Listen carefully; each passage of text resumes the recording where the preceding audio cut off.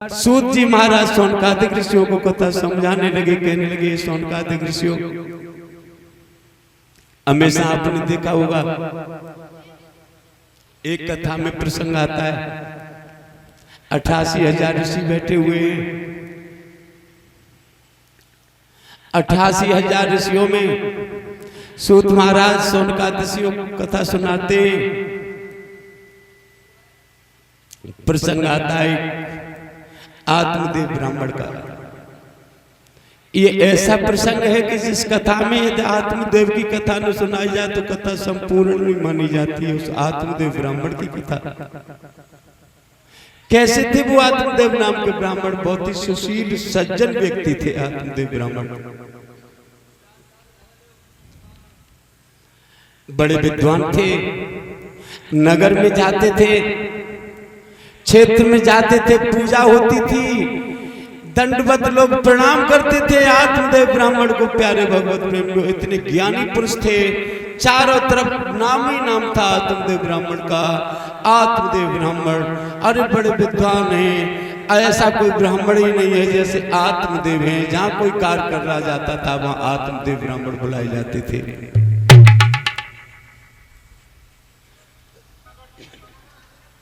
और जब आत्मदेव ब्राह्मण को बुलाया गया, हर जगह इतना सम्मान होता है। आत्मदेव ब्राह्मण मन में सोचते, ए भगवान, मैं कितना बड़ा विद्वान हूं और मैं कैसा हूं जो समाज के लोग मेरी बड़ा इज्जत करते। आत्मदेव मन में सोचा करें कि समाज के लोग बड़ा इज्जत करते,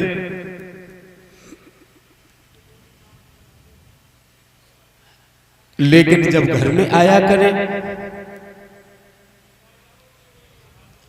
आप लोगों ने देखा होगा कि इंसान बाहर बहुत बड़ा नेता बने, लेकिन घर में जब आता है तो सारी नेतागिरी दूर हो जाती है। बोलिए गोविंद भगवान की। बाहर इंसान कितना भी बने परिषद एकपति जी महाराज, लेकिन घर में मनुष्य को बड़ा सोच समझ करके रहना पड़ता है। आत्मदेव ब्राह्मण बहुत ही सुंदर ब्राह्मण थे, विचारों के सुंदर थे, बुद्धिमान थे, ज्ञानवान थे, विद्वान थे। प्यारे भगवत प्रेमियों, पर इनकी जो पत्नी थी, आत्मदेव ब्राह्मण की जो पत्नी थी, प्यारे भगवत प्रेमियों, धुंधली नाम की जो नारी थी, आपस में मेल नहीं था दोनों का, विचार नहीं मिलते थे, प्रेम नहीं मिलता था। आत्मदेव ब्राह्मण ये सोचते थे कि जैसा प्यार मुझे बाहर समाज में मिलता है ऐसा प्यार मुझे घर पर भी मिलना चाहिए। लेकिन मैं इतना धन कमाता हूँ, इतनी कथाओं में मैं जाता हूँ, जाने कहां से क्या क्या लेकर के आता हूँ, मेवा मिष्ठान सब कुछ धन वस्त्र लेकर के मैं आता हूँ, लेकिन घर में जब मैं आ जाता हूँ तो मेरी औरत, मेरी नारी और किसी भी चीज की कोई कदर नहीं करती है। और जब कुछ कहूँ, प्यार से बोलूं तो झुझला के ऊपर पड़ती है। ए भगवान, ऐसी नारी नहीं होनी चाहिए जैसी भगवान मुझे नारी विधाता ने दे दी।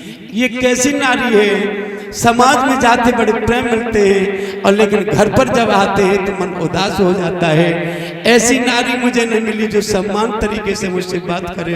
ये मन ही मन में उत्तम वो आत्मदेव ब्राह्मण सोचते रहते थे। प्यारे भक्त, धीरे धीरे एक दिन सोचने लगे, चलो कोई बात नहीं है, भाग्य बस नारी तो है ही, भगवान विधाता ने स्त्री तो मुझे दे दी, चलो जीवन तो काटेंगे, किसी दिन बेटा हो जाएगा, पुत्र परमात्मा दे देगा, मेरा आगे वंश तो बढ़ ही जाएगा। शायद हमें बुद्धि ज्यादा, मेरी औरत में बुद्धि कम है, इसीलिए ये हमसे लड़ती रहती है। प्यारे भगवत प्रेमियों, ऐसा विचार करके आत्मदेव बाहर चले जाया कर। धीरे धीरे धीरे धीरे वो बेटा की आस में आत्मदेव ब्राह्मण बुढ़े हो गए, लेकिन बेटा नहीं हुआ। बोलिए गोविंद भगवान की। आज सोचने लगे हैं कि हे भगवान, धीरे धीरे धीरे धीरे चौथापन आ गया आत्मदेव ब्राह्मण पर, लेकिन कोई पुत्र ही नहीं हुआ। आहा, एक दिन सोचने लगे आत्मदेव ब्राह्मण, ए भगवान अब क्या होगा।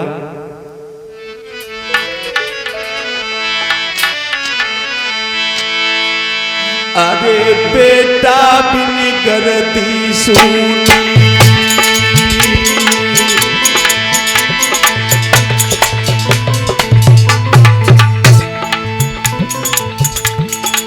अरे बेटा बिन करती सुनी, और मेरे लागी पेट में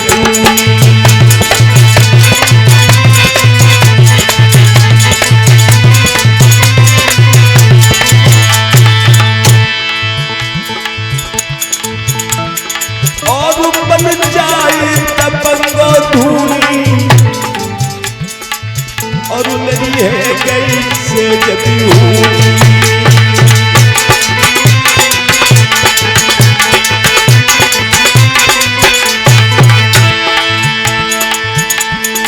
बताया है बड़े बड़े विद्वानों ने,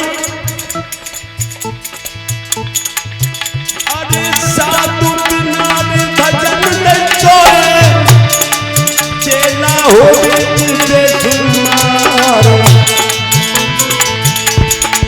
रोटी साग बिना नहीं सोए, चले दादी करो चलदार।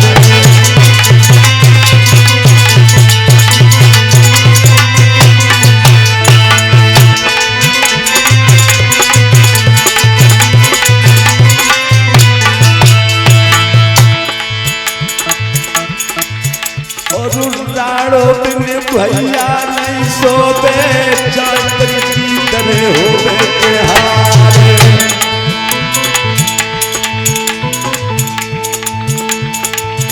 और बहना में जीवन जू सुनो, चाजक भरो होए कुल परिवार।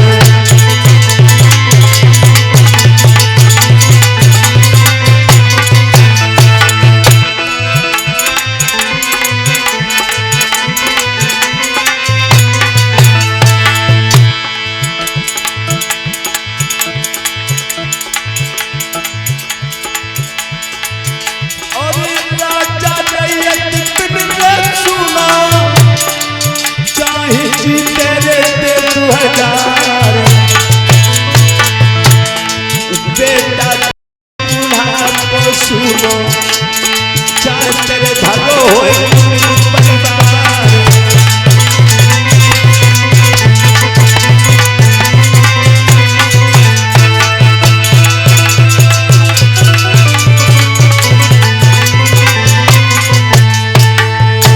एकदम समझने लगे, सोचने लगे आत्मदेव ब्राह्मण से तो भला ये है कि मैं जंगल के लिए चला जाऊं, भगवान का भजन करूं। चौथापन आ गया है, आज चौथापन आ गया है। एकदम ब्राह्मण आत्मदेव घर को प्रस्थान कर गए, छोड़ गए घर को, जंगल के लिए चले जाते हैं। प्यारे लोग, आत्मदेव ब्राह्मण जब ज्यादा दुखी घर से हो गए, पत्नी से तालमेल नहीं खाया, भगवान ने बेटा दिया नहीं, चौथापन आ गया, उम्र 80 वर्ष की हो गई, सोई घर को छोड़ दिया। बोले इससे तो भला भगवान का भजन ही करें, और कुछ है नहीं जीवन में भजन करने के लिए। जंगल के लिए चले गए, सोचने लगे अब मैं लौट करके दोबारा इस नगर में नहीं आऊंगा। प्यारे भगवत प्रेमी, जैसे जंगल में गए आत्मदेव ब्राह्मण, एक सन्यासी के दर्शन हो जाते हैं। आज उस सन्यासी ऋषि के जैसे दर्शन हुए आत्मदेव ब्राह्मण के। प्यारे भगवत प्रेमी, उसी समय जैसे आते हुए ऋषि को आत्मदेव ने देखा, तैसे दंडोत प्रणाम किया, आशीर्वाद दिया उस ऋषि ने। जब खड़े हुए तो देखा क्या उस सन्यासी ने कि दोनों आंखों से आंसू निकल रहे हैं। आत्मदेव ब्राह्मण रो रहा है।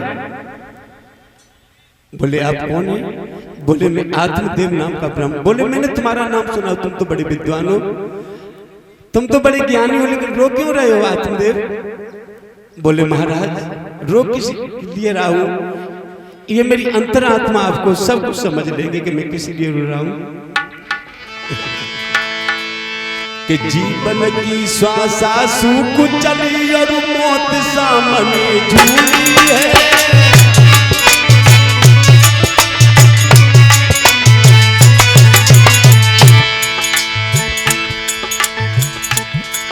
जीवन की सांसा सूख चली, कोई मौत सामने झूली है।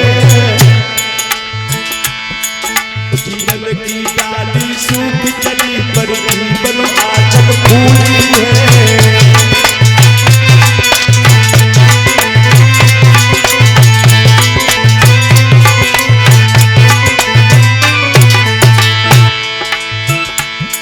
जीवन की डाली सूख गई और जीवन आचल फूली है।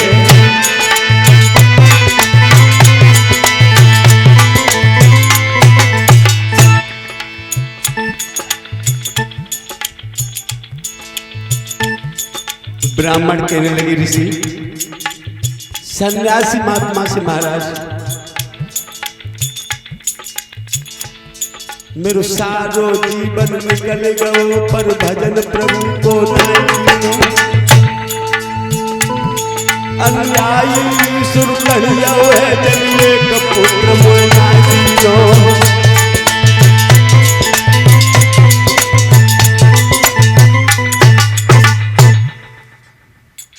प्यारे भगवत प्रेमियों, सन्यासी कहने लगा, महाराज ए आत्मदेव ब्राह्मण, तुम कह रहे हो पुत्र? बोले महाराज चौथापन आ गया है, मैंने जाने कितने अपमान सहे हैं, लेकिन तब भी भगवान ने बेटा नहीं दिया, इससे तो मैंने पहले भगवान का भजन कर लिया होता। बोले बेटी की ज्यादा लालसा तुमको लगी हुई है। बोले क्या करें भगवान, सारी संपत्ति का कोई मालिक ही नहीं है प्रभु। मैंने जाने कितनी संपत्ति जोड़ जोड़ करके धरी है, लेकिन कोई एक बेटा तो होता। प्यारे भगवत प्रेमियों, उस ऋषि ने एकदम अपनी झोली में निकाला और एक फल निकला उसकी झोली, वो मंत्रों द्वारा उस फल को शुद्धि कर करके और ब्राह्मण को पकड़ा दिया कि जाओ ये अपनी भार्या को ये फल दे देना और तुम्हारी भार्या इसको स्वीकार कर ले। प्यारे भगवत प्रेमियों, तुम पुत्र रत्न धन की प्राप्ति तुमको होगी, सुंदर सा एक पुत्र पैदा होगा।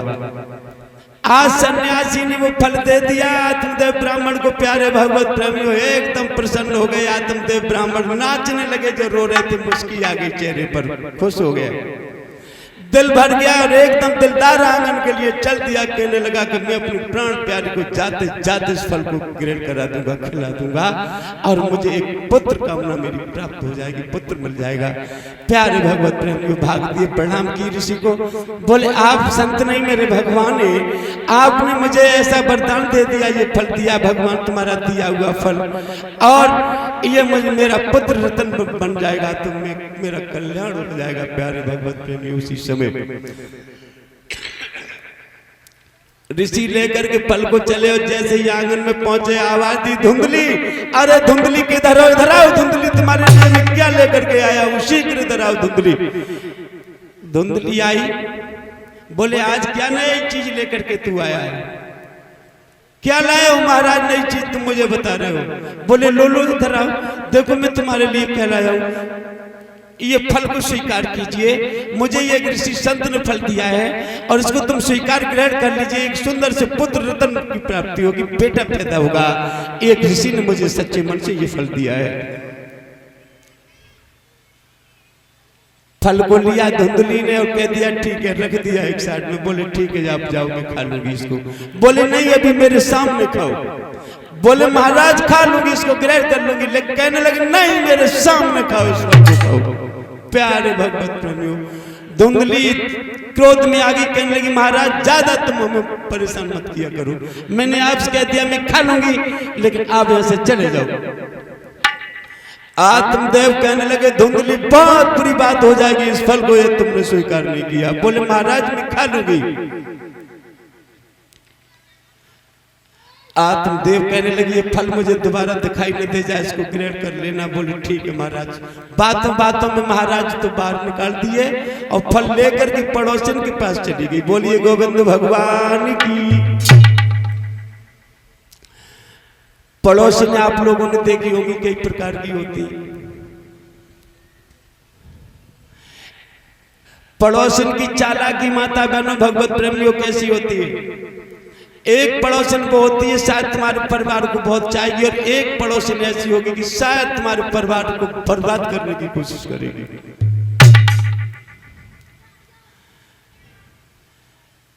पड़ोसन की चालाकी कैसे जाननी चाहिए प्यारे भगवत प्रेमियों? लेडीसें लेडीसों में रहती, जेंट्स जेंट्सों में रहते, पुरुष पुरुषों में, नारियां नारियों। पड़ोसन की चालाकी की पहचान एक ही है कि तुम पड़ोसन के पास बैठने जाना, वो तुम्हारी तारीफ करे और तुम्हारे बच्चों की बुराई करे और तुम्हारे घर वालों की बुराई करे तो समझ लेना ये पड़ोसन ठीक नहीं है। घर में झगड़ा हो रहा है, पड़ोसन के पास पहुंची कहने लगी, अरे बहन तू क्या पता, मुझे पता जी लोग बहुत खराब है, तू बहुत अच्छी है घर में, मुझे पता तुम बहुत अच्छी हो। कह रही हाँ जी हम तो बहुत घर में परेशान हैं। बोले जी घर नहीं है, तुम्हारे घर वाले बहुत खराब है, हमें पता है, हम पड़ोस में रहते, लेकिन हम क्या कहें तुमसे, तुम्हारे घर वाले बहुत खराब है, तुम इस घर के योग्य नहीं थी, तुम घर में आने के लायक नहीं थी। ऐसी ऐसी बातें पड़ोसन बताएगी प्यारे भगवत प्रेमियों, तो समझ लेना कि इसका घर बर्बाद होने जा रहा है। और एक पड़ोसन को होती है, समझाने लगती है कि अरे क्या हो गया, अरे बढ़िया लोग हैं, तुम समझ नहीं पाया, परिवार में रह रही हो किसी, अरे भी बहुत अच्छे लोग हैं, तुमने समझ नहीं पाया, चिंता मत करो, कोई बात है, मैं तुम्हारे साथ हूँ, तुम घबराना मत, मैं भी पड़ोसी हूँ तुम्हारी, घर वाले तुम्हारे अच्छे हैं। अरे ज्यादा गुस्सा ठीक नहीं होती, पड़ोसी समझाए तो समझ लेना वो तुम्हारे रिश्तेदार से भी बढ़कर के पड़ोसी है माता बहनों भगवत प्रेमियों। और तुम्हारे बच्चों की, तुम्हारे घर वालों की पड़ोसी बुराई करे, तुम्हारी तारीफ करे तो समझ लेना उसमें कोई न कोई चक्कर है।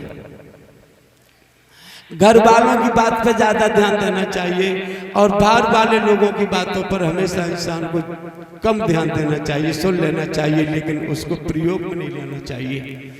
आज सूत जी शौनकादिक ऋषियों को कथा में समझाते हैं कि हे शौनकादिक ऋषियों, आज वो धुंधली नाम की औरत पड़ोसिन के पास चली गई और जाकर के एकदम कहने लगी, बहना पड़ोसन की, आओ आओ आओ, अरे आज तुम बड़ी उदास क्यों लग रही हो, रोज की तरह तो तुम आई नहीं हो, लेकिन आज तुम आई हो, क्या कारण है तुम्हारी बड़ी उदासी तन पे?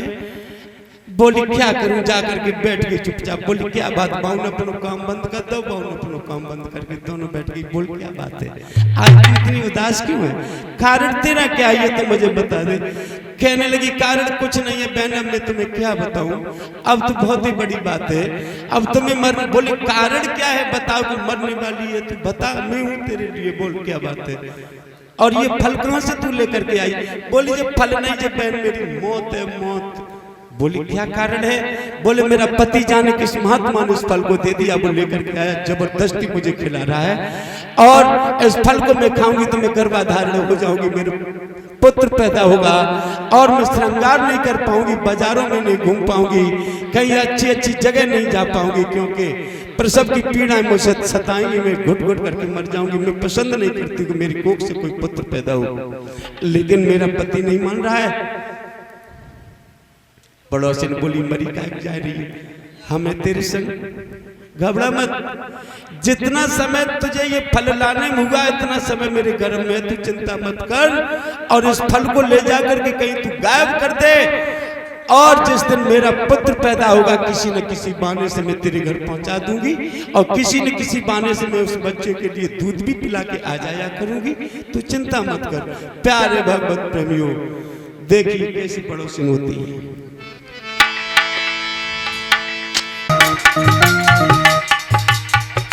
इसलिए सत्य में समझाता तुम कुछ तो मन में मनन करो, इसको छोड़ो उसको छोड़ो, श्री कृष्ण चंद्र का भजन करो।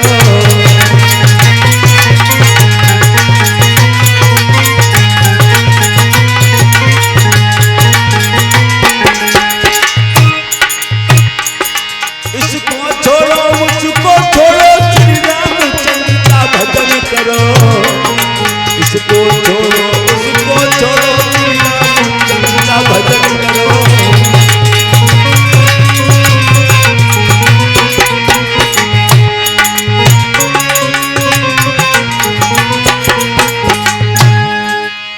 एकदम कहने लगे पिताजी, खाम खाम में आप तुम्हें पता होना चाहिए कि चिंता बड़ी चिता से भी जीव को निर्जीव बनाती है, और जीते को चिंता खाती है, मुर्दे को चिता जलाती है।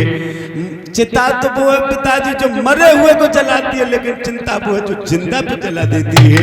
आप चिंता मत करिए पिताजी, केवल भगवान का भजन करिए और कल्याण हो जाएगा पिताजी।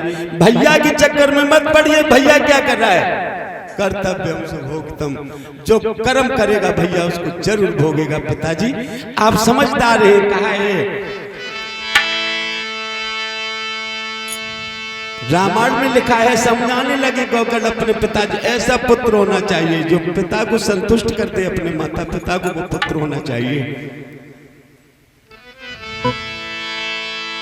कि कर्म प्रदान भी सूरज रागा।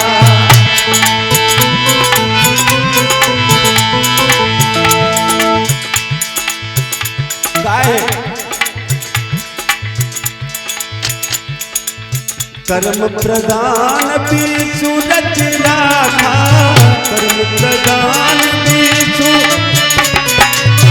जो जस करे तो तस फल चाहा।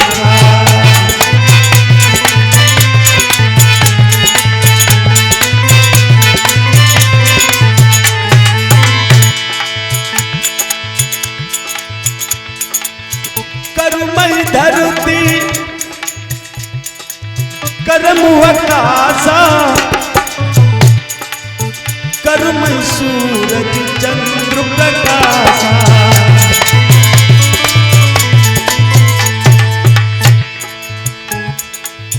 कर्मई ब्रह्मा विष्णु महेशा, कर्मई से भय गौरी गणेशा। कर्मई ब्रह्मा विष्णु महेशा, कर्मई से भय गौरी गणेशा।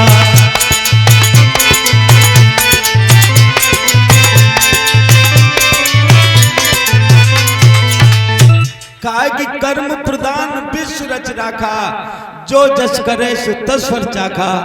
कर्मई धरती कर्म आकाशा, कर्मई सूरज चंद्र प्रकाशा। कर्मई ब्रह्मा विष्णु महेशा, कर्मई से भई गौरी गणेशा। बोलिए गोविंद भगवान की जय हो। इंसान कर्म से बंधित है पिताजी, आप क्यों इतनी चिंता कर रहे हो? प्यारे भगवत प्रेमियों गोकर्ण ने खूब समझाया, लेकिन धीरे धीरे धीरे धीरे धुंधकारी ने सब कुछ माल धन जेवर जो कुछ था सब बर्बाद कर दिया वेश्याओं के यहाँ ले जाकर के। कुछ धन जुआ में लुटा दिया, कुछ शराब में, कुछ मीट मच्छी में, कुछ वेश्यागामी में। प्यारे भगवत प्रेमी सारे घर का सर्वनाश कर दिया उस धुंधकारी ने, भिखारी बना दिया आत्मदेव ब्राह्मण को। प्यारे भगवत प्रेमियों धीरे धीरे धीरे धीरे एक दिन जब कुछ नहीं रहा उस धुंधकारी के पास, तो उस दिन फिर गया वेश्याओं के पास। वेश्याओं ने देखा आज बड़े उदास आया है धुंधकारी, कारण क्या? बोले आज उदास क्यों हो? क्या कारण? आज तुमने शराब नहीं पी, नशा करके नहीं आए? बोले आज मेरे पास पैसा कम है इसलिए शराब नहीं पी हमने।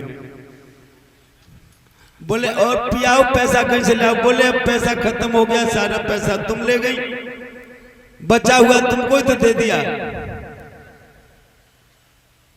वेश्या समझ गई कि इसके पास अब कुछ नहीं रहा, अब ये नंगा हो गया। अब वो अपना काम करने में लगी, लेकिन धुंधकारी बैठा बैठा देख रहा है कि जो रोज की तरह हमसे तो बातें कर ही नहीं रही, आज ये बातें बदली बदली सी कर रही। कारण क्या है? एकदम क्रोध में आया धुंधकारी, बोला वेश्या इधर आओ। वेश्याएं बोली क्या बात है?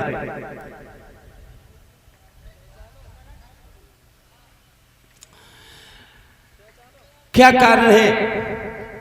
आप हमसे रोज की तरह बातें नहीं करती।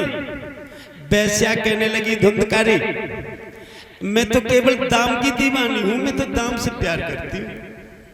तेरे पास दाम है तो मैं तेरी दीवानी हूं। धुंधकारी कहने लगा तुम मेरे धन से प्यार करती हो, हमसे प्यार नहीं करती। बोले मैं वेश्या हूं, वेश्या मैं केवल धन से प्यार करती हूं, धन से प्यार मैं क्या करूं? धुंधकारी करने लगा कि इसका मतलब मेरे पास धन दौलत नहीं है तो तू हमसे प्यार नहीं करोगी। बोले किस बात का प्यार? मैं सिर्फ दाम की दीवानी हूं धुंधकारी।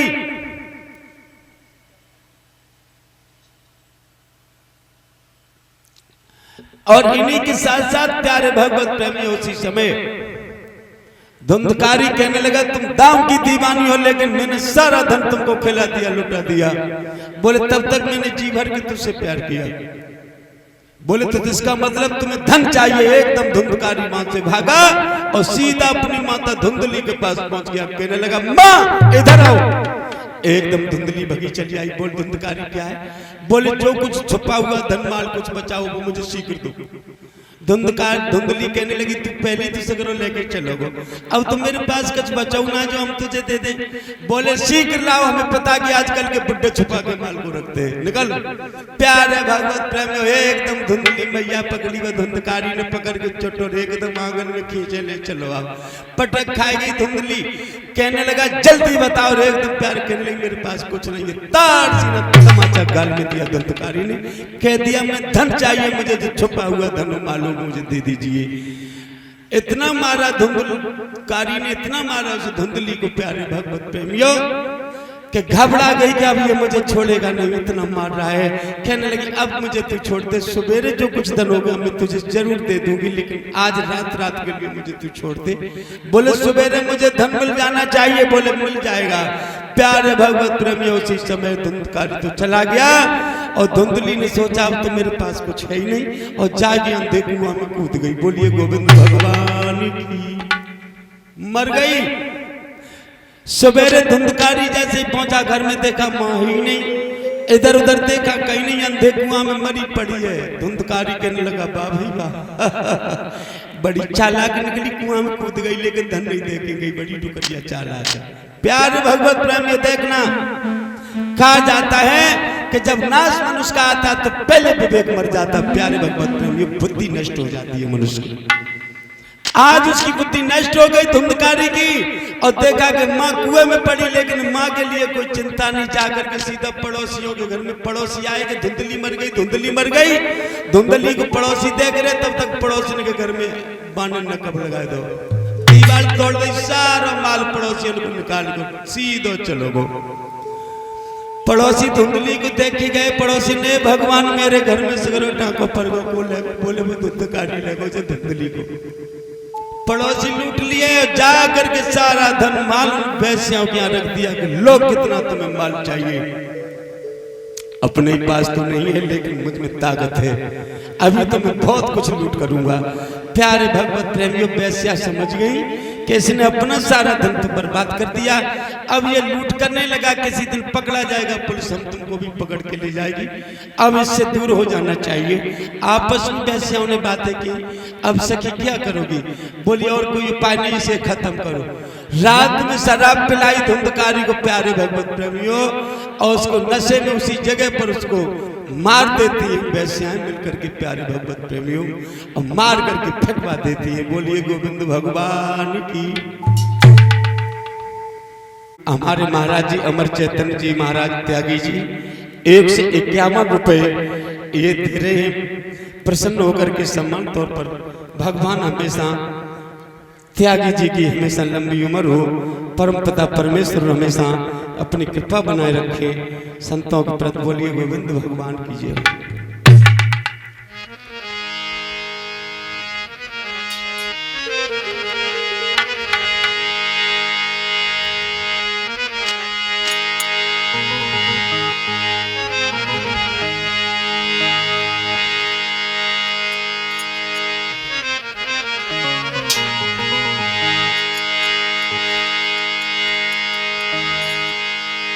और अमर चैतन्य त्यागी जी ने मान तो बढ़ाओ,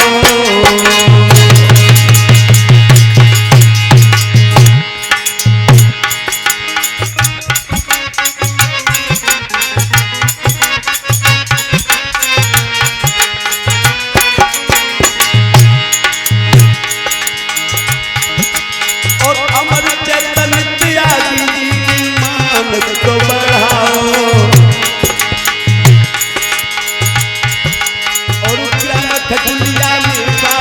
सब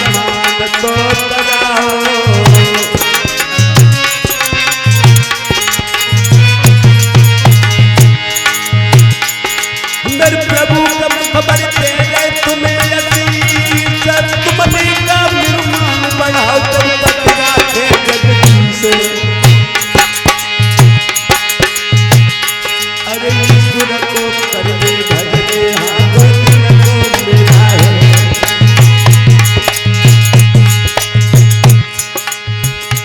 अरे बाप प्रभु को करके भजने हाथों दिल को मेरा है।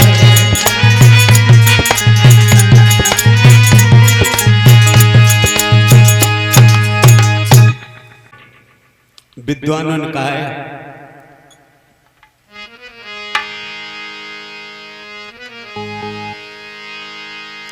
कि जिसको प्यारी बेस्या होगी उसकी ऐसी दुर्गति होगी।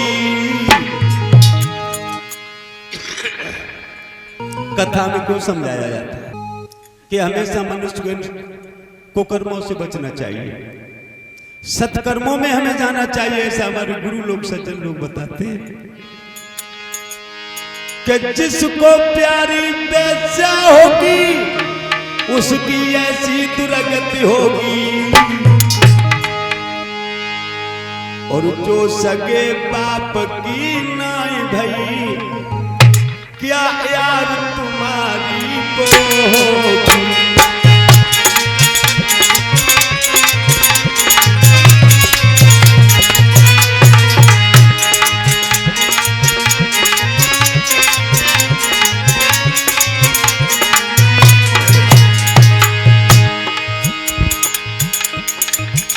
जो सगे बाप की नाई भई मेरे यार तुम्हारी क्या होगी।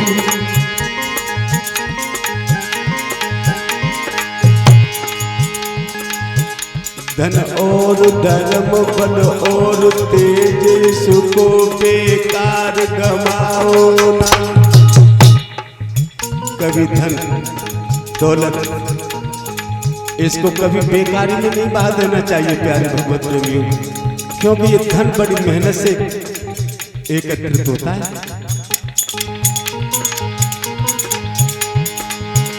धन और धर्म बल और तेज,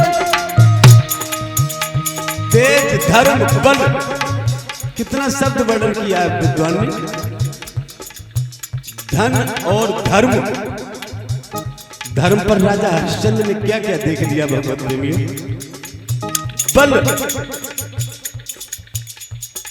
ताकत को भी बेकार में मन गमा देना चाहिए प्यारे भगवत प्रेमियों। तेज, सुंदरता को बर्बाद नहीं कर देनी चाहिए माता बहनों भगवत प्रेमियों। धन और धर्म बल और तेज इसको बेकार गमाओ ना। अगर अपना भला चाहते हो रंजन के घर तुम जाओ ना।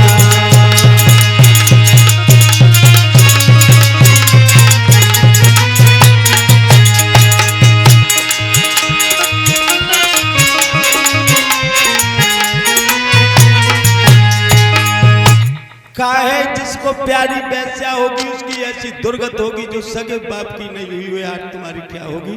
धन और धर्म बल और तेज इनको बेकार गमाओ ना। अगर अपना भला चाहते हो बेस्याओं के यहाँ जाओ ना, कभी जाना नहीं चाहिए प्यारे भगवत प्रेमियों। बेस्या जाति की तो छाया ही बुरी है मनुष्य के लिए माता बहन भगवत प्रेमियों। गोकर्ण महाराज भगवान के भजन में बैठे हैं प्यारे भगवत प्रेमियों, और जब भगवान के भजन में ध्यान है गोकर्ण महाराज का, तो गोकर्ण जी क्या देख रहे हैं कि कभी सुअर, कभी गधा, कभी कुत्ता, कभी मेढ़ा, कभी बकरा, कभी गधा, कभी घोड़ा, कभी हाथी, तरह तरह के भेष बदल करके गोकर्ण के सामने से निकल रहा है। गोकर्ण सोच रहे ये क्या बात है, मेरी समझ में नहीं आ रहा ये कौन है। एकदम गोकर्ण महाराज ने अपने मंत्रों का प्रयोग किया, और मंत्रों का जैसे प्रयोग किया तुरंत ही चिल्लाने लगा, भैया कोई और नहीं, मैं तुम्हारा भाई हूं, मैं धुंधकारी हूं। आकर के गिर जाता है। गोकर्ण ने कहा तुम भैया धुंधकारी हो? बोले मैं पापी धुंधकारी हूं। गोकर्ण बोले चिंता मत करो। बोले मैं इस समय धुंधकारी नहीं, मैं प्रेत हूं, मैं भूत बन गया हूं भैया, मुझे भूत परमात्मा ने बना दिया, मैं प्रेत बन चुका हूं। गोकर्ण कहने लगे घबराओ मत, चिल्लाओ मत, सारी पीड़ा को मैं समझ रहा हूँ, तुम चिंता मत करो, तुम्हारा भैया है। कहा जाता दुख सुख में हमेशा भैया काम आता है। माता बहनों भगवत प्रेमियों, गोकर्ण कहने लगे भैया धुंधकारी घबराओ नहीं, मैं हूं, मैं तुम्हें अपने मंत्रों से शुद्ध कर सकता हूँ, प्रेत योनि से बचा सकता हूँ। गोकर्ण से धुंधकारी कहने लगा भैया अब कोई ताकत नहीं है कि तुम मुझे बचा सको, प्रेत योनि से बंधन से मुक्त कर सको, कुछ नहीं कर सकते। बोले क्यों? बोले लाओ तिल भर खाओ सिल भर, इस तरह अन्न नहीं जुड़ता है। लाओ इतना और खाओ इतना, फिर करोगे घर में अन्न जोड़ना है, बोरे भर के रखने तो कैसे हो जाएगा। कहने लगे लाओ तिल भर खाओ सिल भर, इस तरह अन्न नहीं जुड़ता है और मंत्रों से ब्याज नहीं टलती और कहीं फूंक से पहाड़ नहीं उड़ता है। भैया फूंक से पहाड़ उड़ने वाले नहीं है, मंत्रों से कोई ब्याज नहीं टाल सकते हो आप। गोकर्ण मैं प्रेत हो चुका हूँ, मैंने बड़े बड़े बुरे कर्म किए हैं भैया, इसलिए मैं बड़ा दुखी हूँ, मैं प्रेत हो चुका हूँ। गोकर्ण कहने लगे चिंता मत करो। उसी समय सूर्य भगवान का ध्यान किया, सूर्य आए और कहने लगे क्या कारण है। बोले मेरा भैया ये प्रेत योनि इसको प्राप्त हुई है, आप मुझे कोई उपाय बता दीजिए जिससे मेरे भैया बंधन से मुक्त हो जाए। सूर्य भगवान ने कहा गोकर्ण तुम एक ही काम कर सकते हो, तुम हरिद्वार में जाकर के और उसका पिंडदान करा सकते हो। हरिद्वार में पिंडदान करो और सुंदर सी से कथा सुनाओ तो ये बंधन से मुक्त हो जाएगा। हरिद्वार में ले जाकर के गोकर्ण ने अपने भैया का पिंडदान किया और पिंडदान करने के बाद प्यारे भगवत प्रेमियों उसी समय गोकर्ण महाराज ने स्वयं सूर्य भगवान की कथा बैठा ली है, स्वयं सूर्य कथा सुना रहे। 88,000 सौनकादिक ऋषि हुई और उसी हरिद्वार में कथा सुन रहे हैं, सूर्य भगवान कथा सुना रहे। प्यारे भगवत प्रेमियों 7 दिन की कथा में और इसको दूर स्थान दे दिया, दूर। बोले ये प्रेत है, इसे दूर रखो। प्यारे भगवत प्रेमियों उसी समय दूर स्थान दे दिया। 7 गांठ की जो पौड़ होती, जो धुंधकारी का झंडा कल आपने लगाया था, पता नहीं वो हवा में ही उड़ गया। बताए सही है, ये धुंधकारी का ही काला झंडा होता है। प्यारे भगवत प्रेमियों ये भागवत में जरूर लगाया जाता है। आज 7 गांठ के पौड़ पर इसको स्थान दे दिया धुंधकारी को। प्रतिदिन 1 गांठ टूट जाती थी, चटक जाती थी कथा सुनने पर धुंधकारी की।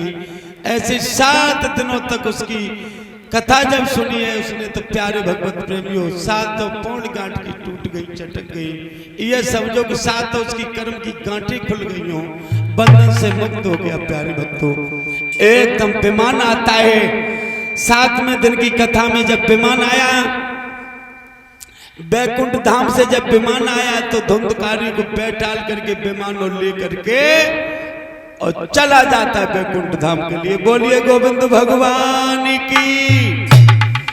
जैसे विमान में बैठ करके धुंधकारी मुस्कुराते हुए बैकुंठ धाम के लिए जाता। प्यारे भगवत प्रेमियों क्या हुआ उस कथा में, ऐसा विद्रोह पैदा हुआ कि 88,000 ऋषि कथा सुन रहे खड़े हो गए। 88,000 ऋषि खड़े हो गए, विरोध करने लगे सूर्य का और गोकर्ण का। कहने लगे ये सूर्य कोई अच्छा देवता नहीं है, हम समझते थे ये सूर्य अच्छा होगा, लेकिन नहीं सूर्य अच्छा, ये पक्षपात करने वाला सूर्य। इसकी कथा से चलो हम सारे के सारे ऋषि का विरोध करते हैं। प्यारे भगवत प्रेमियों सारे ऋषि विरोध करने लगे गोकर्ण और सूर्य का। सूर्य भगवान रोक रहे हैं, 88,000 ऋषियों को विनम्र निवेदन कर रहे हैं, महाराज मैं आपको प्रणाम करता हूँ हे ऋषिगणों, आप ठहर जाओ, रुक जाओ, आप नाराज क्यों हैं। ऋषि कहने लगे अरे सूर्य मैं समझ गया हूँ, अरे तू भी पक्षपात करने वाला है। बोले महाराज कारण क्या है, मैंने क्या पक्षपात कर दिया। ऋषि कहने लगे कि मेरा सारा जीवन निकल गया, मैंने खड़े होकर के भगवान की तपस्या की है, मेरी जंघाएं सूज जाती हैं, खड़े होकर के मैं तप करता हूं। महीनों महीनों 6-6 महीने के लिए हम लोग व्रत रहते हैं, भगवान के भजन में लीन हो जाते हैं, यज्ञ करते हैं, जप करते हैं, दान करते हैं और हमेशा भगवान का भजन करने में लीन रहते हैं, परोपकार करते हैं। और हमने जाने कितने व्रत कितने त्योहार मनाए, मैंने कितने पिंड दान कराए, लेकिन मेरे लिए कभी बीमारी नहीं आया। ये शराब पीने वाला, रोज चोरी करने वाला, डकैती करने वाला, बुराई पैसा कमी करने वाला, एक दूसरे से लड़वाने वाला, कभी किसी की भलाई न करने वाला, ऐसे इंसान के लिए बीमार। महाराज ये क्या हो रहा है? ये बदमाश के लिए और आप एक विमान आया है। 7 दिन की कथा में मेरा जीवन निकल गया। कथा सुनते सुनते मेरे लिए कभी विमान ही नहीं आया।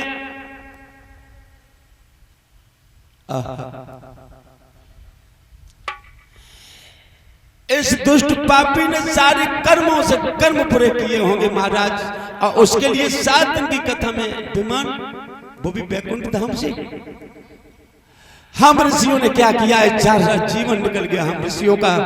हम ऋषि ठड़े श्री होकर के जंघाएं सूज गई भगवान का भजन करते करते, उपवास करते करते मेरा जीवन निकल गया। मैंने अन्न जल भोजन त्याग दिया, मैंने वस्त्र त्याग दिए और मैंने भगवान का भजन किया। हम ऋषियों का अपमान कर रहा है, तू सूर्य कथा नहीं सुना रहा है, तू हमारे 88,000 ऋषियों का अपमान कर रहा है। सूर्य कह रहे नहीं प्रभु, मैं माफी चाहता हूँ, आप रुक जाइए, नाराज मत होइए, मैं आपको प्रणाम 88,000 ऋषियों को मैं प्रणाम करता हूँ। महाराज ये कथा है, मेरी इसमें कोई गलती नहीं है। कहने लगे गलती, इससे बड़ी क्या गलती होगी? बोले महाराज मेरी कोई गलती नहीं है, भागवत कथा सुना रहा हूं मैं। और ये भागवत कथा, ए महाराज ये कथा जो है, जो मनुष्य कष्ट में होता है वो बड़े ध्यान से सुनता है। जो मनुष्य के अंदर ज्यादा खुशियां, धन की कमी न हो, वो कभी कथा नहीं सुनता।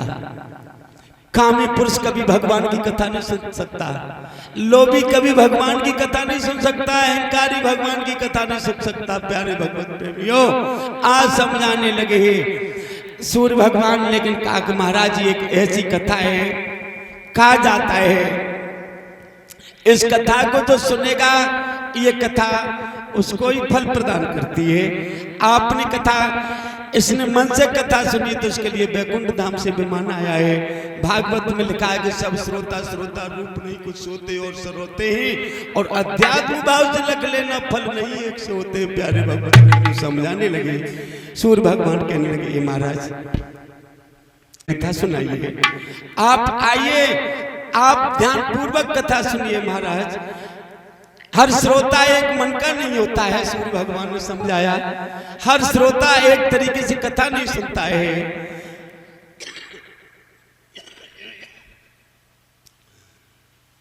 हर श्रोता में अंतर होता है। कोई श्रोता कथा सुनता है तो कोई श्रोता कुछ और सोचता है। कहा जाता है प्यारे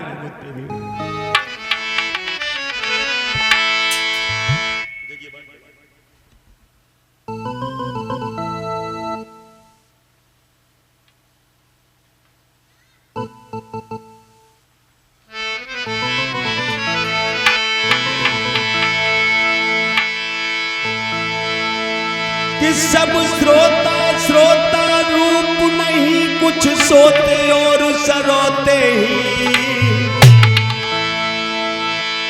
और अध्यात्म भाव से लख लेना फल नहीं एक से होते ही।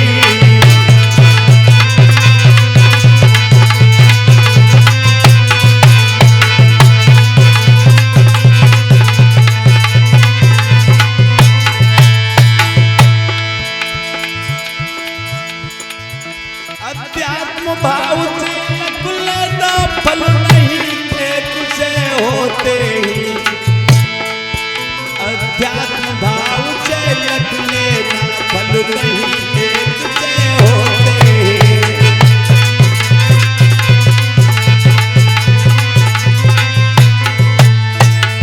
एकदम समझा दिया महाराज। हर श्रोता एक मन का नहीं, कहीं किसी भी जगह पे हो सकता है। आपने कथा सुनने में कुछ दिक्कत पैदा, उसने ध्यान से कथा सुनी, उसके लिए विमान आया। महाराज आप नाराज मत होइए, आप आइए प्रांगण में विश्राम कीजिए, मैं पुनः फिर कथा आपको सुनाता हूं, आप मेरी कथा सुनिए। सारे ऋषियों को बैठाला और सूर्य भगवान ने फिर हरिद्वार में कथा प्रारंभ कर दी। बोलिए गोविंद भगवान की। बड़ा प्रेम से ऋषिगण कथा सुन रहे हैं। विमान आ रहे हैं वैकुंठ धाम से, ऋषियों को लेकर के जा रहे हैं। आ रहे विमान लेकर के जा रहे हैं, आ रहे विमान लेकर के जा रहे हैं। सारे ऋषियों ने बलपूर्वक ध्यान से कथा सुनी और सारे ऋषियों को वैकुंठ धाम में पहुंचा दिया जाता है। बोलिए गोविंद भगवान की। कहा जाता है, बहुत सी जगह देखा होगा आपने, लोग भक्ति कराने जाते हैं, किसी की भक्ति नहीं, भागवत कथा में वो रस है, वो दवाई है। बड़े बड़े प्रेतों को भगवान की कथा सुनकर के वैकुंठ धाम प्राप्त हो गया। माता बहनों, भगवत प्रेमी, बड़े बड़े अज्ञानियों को ज्ञान पैदा हो गया भगवान की कथा सुनकर के। बड़े बड़े अभिमानियों का अभिमान चला गया, पता नहीं कहाँ क्या हो गया। वो भगवान की कथा है। बड़े धर्म प्रतिधारियों ने भी समझ लिया कि भगवान की कथा में जो रस है वो कहीं ही नहीं। मनुष्य को हमेशा प्यारे भगवत प्रेमियों सोच और समझ करके अपने जीवन में चलना चाहिए। लिखा है, जीवन में मनुष्य को केवल 5 बातों का सिर्फ ध्यान रखना चाहिए।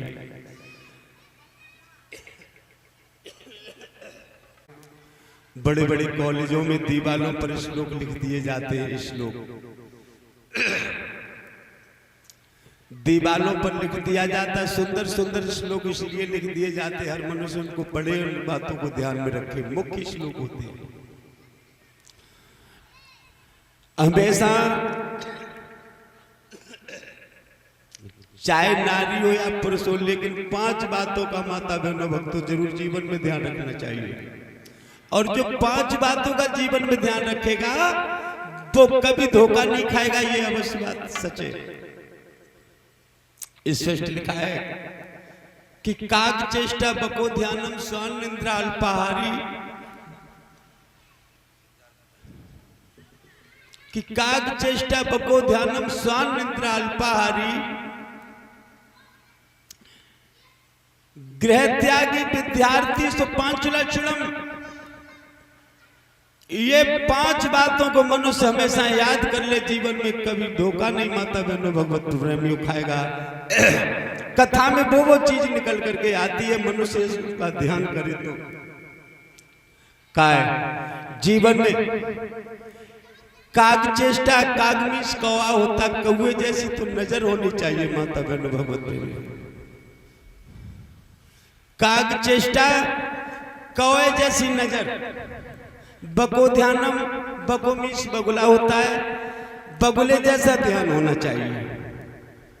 काग चेष्टा बको ध्यानम स्वानिंद्रा, स्वानमीश कुत्ता होता, कुत्ते जैसी नींद होनी चाहिए। आपने देखा होगा कब कुत्ता सो रहा है पता नहीं, कब कुत्ता कौन सी गली में आते हुए दिखाई दे, कहां पर खड़ा हो जाए।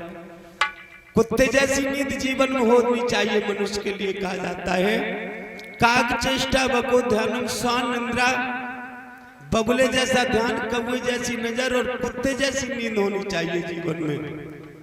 स्वानिंद्रा कुत्ते जैसी नींद, अल्पाहारी भोजन मिल जाए तो भरपेट खा लेना चाहिए, और यदि नहीं भोजन मिलता है तो मनुष्य को कभी भोजन के पीछे झगड़ा नहीं करना चाहिए। बोलिए गोविंद भगवान की।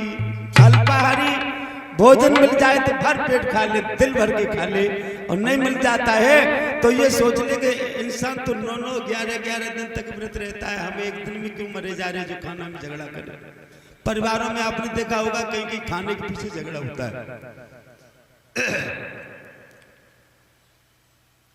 अल्पाहारी भोजन वो हो जो समय से मिल जाए तो भरपेट खा लो, ना मिल जाए तो कभी भी उसके पीछे ज्यादा कभी भी उद्यम नहीं करना चाहिए।